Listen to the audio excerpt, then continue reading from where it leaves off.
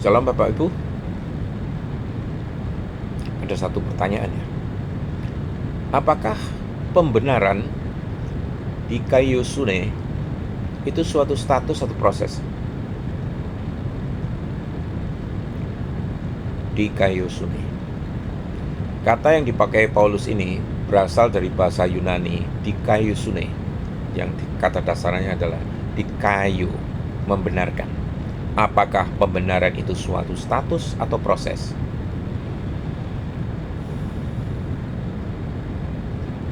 Jawabannya ya dua-duanya, ya status ya proses. Apa itu pembenaran sebagai status? Ini pembenaran dilihat dari segi forensik atau hukum, Bapak Ibu ya. Di dalam teologi Paulus, dibuat benar berarti dinyatakan benar di hadapan Allah oleh kasih karunia karena iman. Bapak Ibu bisa lihat di Roma 3 ayat 24 dan Roma 5 ayat 1 ini. Ini bersifat forensik, Bapak Ibu ya. Artinya apa?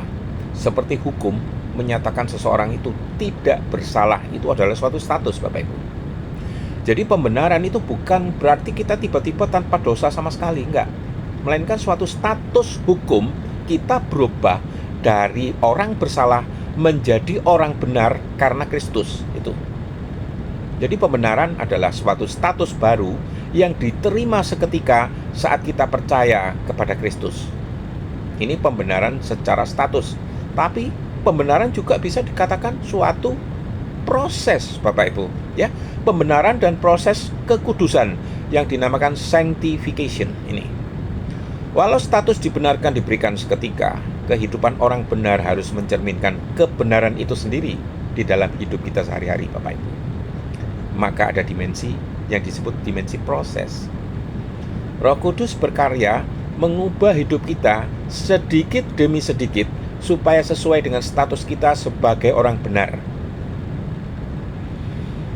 Paulus membedakan, tetapi tidak memisahkan, Bapak Ibu ya. Justification atau pembenaran itu adalah status sekali untuk selamanya di Roma 5 ayat 1. Tapi sanctification atau pengudusan adalah suatu jalan pembenaran yang merupakan suatu proses seumur hidup. Di Roma 6 ayat 19 maaf.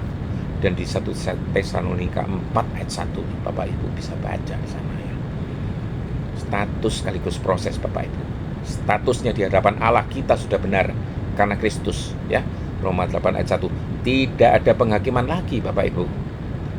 Tetapi secara proses, di dalam perjalanan sehari-hari kita sedang dijadikan baru lewat Roh Kudus, Bapak Ibu.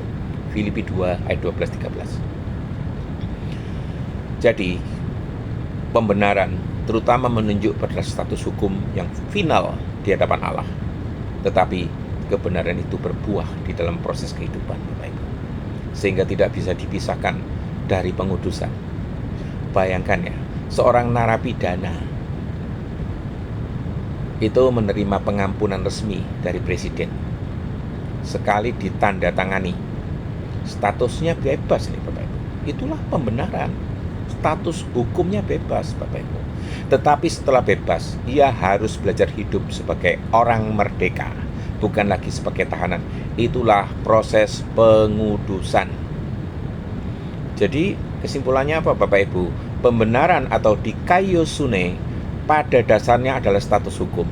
Allah menyatakan kita benar karena Kristus, tetapi status itu selalu menghasilkan proses hidup baru yang makin mencerminkan kebenaran Allah melalui Roh Kudus.